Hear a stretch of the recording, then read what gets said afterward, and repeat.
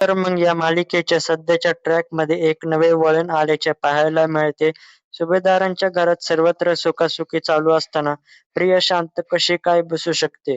बाहेर पेरलेल्या खबरांद्वारे तिला घरातल्या परिस्थितीचा अंदाज येत होता.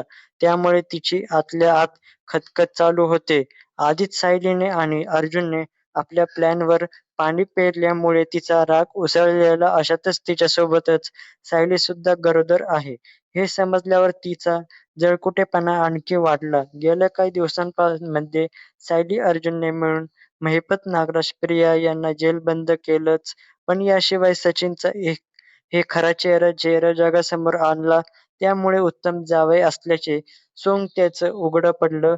याच कारणामुळे सचिनसुद्धा महिपत गँगला जाऊन सामील झाला.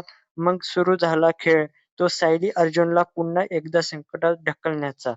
काही दिवसांपासून सायलीला तुरुंगात टाकल्याचे प्रोमो व्हायरल झालेले.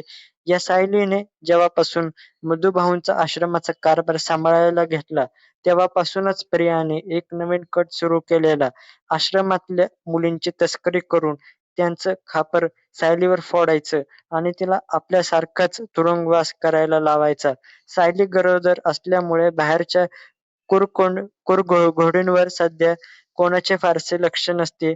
त्यामुळे बरोबर डाव साधला जातो आणि सायलीच्या डोहाळे जेवणालाच तिला अटक केली जाते. आता ठरलं तर मग मालिकेचा नवीन प्रोमो समोर आला आहे, ज्यामध्ये सायलीसुद्धा इतर कैद्याप्रमाणेच पांढरे कपडे घालून दिसते. प्रियाने आधीच इतर कैद्यांना आपल्या बाजूने वळवून घेतल्यामुळे ते सुद्धा सायलीचा छळ करतात. सायली फारसे कोणाशी बोलत नाही, निमूटपणे सहन करते. मात्र प्रिया जेव्हा तिला तिच्या बळावरून डिवचते तेव्हा मात्र तिची शांतता भंग होते आणि ती संतापते. प्रियाला तंबी देत सायली स्वतःच्या गर्भातल्या बाळाला वचन देते की तुझा जन्म हा तुरुंगाबाहेरच होईल. पण प्रिया मात्र याला बेफिकीर असते. या आधीच्या प्रोमोमध्ये सुद्धा जेव्हा सायलीला अटक झाल्यानंतर अर्जुन तिला भेटण्यासाठी तुरुंगात येतो, तेव्हा तो तिला धीर देण्याचा प्रयत्न करतो. मी सर्व खरे पुरावे शोधून तुला इथून सोडवेल, अशी तो सतत ग्वाही देत असतो. तेव्हा सायली सुद्धा निर्भयपणे म्हणते की मी आता दोन जीवांची आहे, त्यामुळे बळ सुद्धा दोघांचं आहे.